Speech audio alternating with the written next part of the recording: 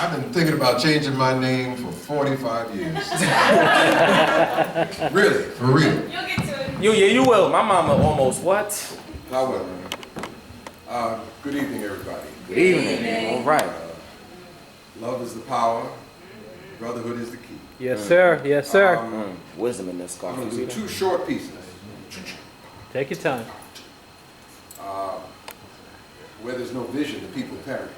Yes, sir. Scripture says. What is our vision?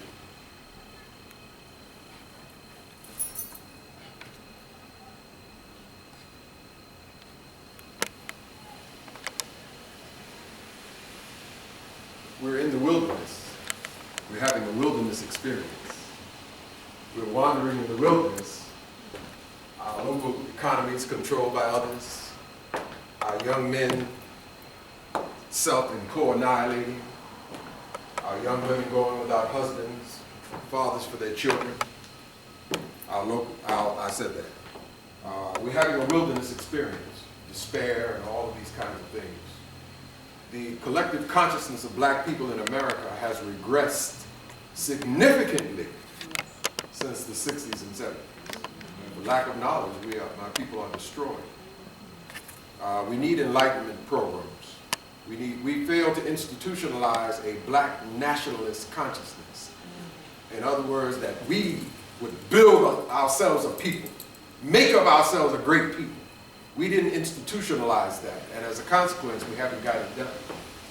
We produce generations that have no intention about that. I got my job, my house, my car, my kids, my problems. You don't matter to me, I don't matter to you. Teach. So, 100 years ago, Garvey put it this way, 1916 when he came to America, he said, a people without the knowledge of their history and culture is like a tree without roots. That's our condition.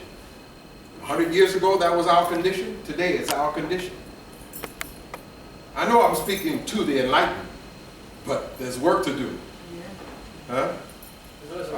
50 years ago, in 1964, when Malcolm founded the Organization of Afro-American Unity, point 12 of his 19-point program, he said, we must launch if we are ever to liberate ourselves from the bonds of white supremacy, we must recapture our heritage. We must launch a cultural revolution to unbrainwash an entire people. Malcolm said. The writer Neely Fuller put it this way. He said, the worst injury that an oppressor can do to a people, and of course an oppressor can do many injury to a people, parenthetically I'm saying, particularly if he's a vicious, merciless predator, oppressor, and he has them under his feet and in his grip for 450, 500 years. He can do much injury. Neely Fuller suggests that the worst injury of all that an oppressor can do to a people is to rob them of their origin.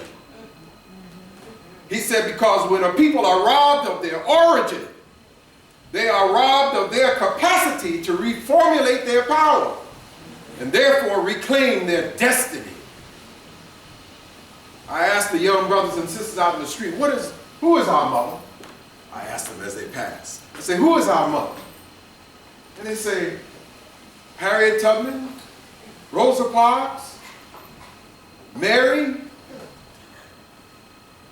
I say, well, let me put it this way to you. What is our origin? That kind of gets them on the right path. Africa is our mother. Should we honor our mother? I asked them. Of course we must honor our mother. Of course.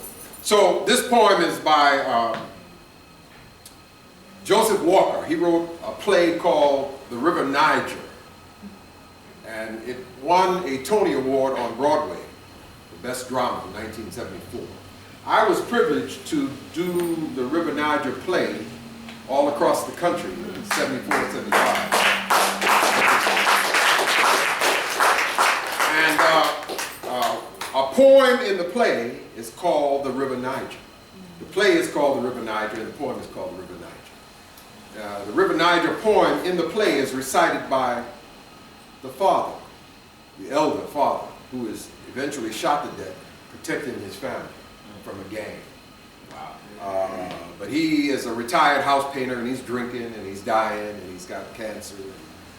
But he writes this poem, and he recites it to his wife. And it goes like this.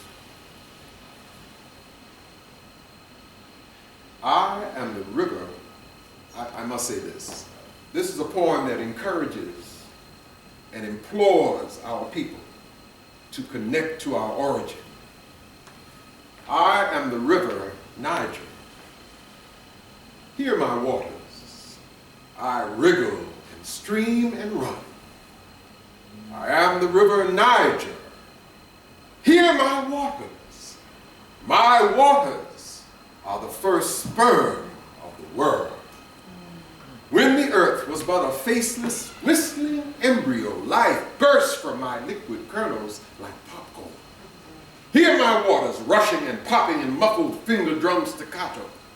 It is life you hear, stretching its limbs in my waters. I am the river Niger. Hear my waters.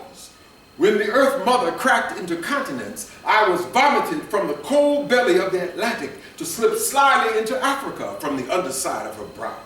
I see no, hear no, speak no evil, but I know I am the river Niger. I gossip with the crocodile and rub elbows with the river horse. I have swapped morbid jokes with the hyena and heard his dry cackle at twilight. I see no, hear no, speak no evil, but I know I am the river Niger. Hear my waters. Hear. I say, hear my waters, man. They is mammy Tammy's, baby. I have lapped at the pugnacious hips of brown mamas, have tapped on the doors of their honeydews, yeah. I have shimmered like sequins as they sucked me over their blueberry tongues, as they sung me to sleep in the glittering afternoon, yeah. I have washed the red wounds of clay-decorated warriors, bad, bad dudes who smirked at the leopard. I have cast witches from gabbling babies, yeah. Known the warm piss of newly circumcised boys, purify the saliva from sun-drenched lions. Do you hear me talking? I am the river Niger. I came to the cloudy Mississippi over keels of incomprehensible woe. I ran way to the Henry Hudson under the sails of Ragged Hope. I am the river Niger, transplanted to Harlem from the Harlem River Drive. Hear me, my children. Hear my waters. I sleep in your veins. I see no, hear no, speak no evil, but I know, and I know that you know, I flow to the ends of your spirit.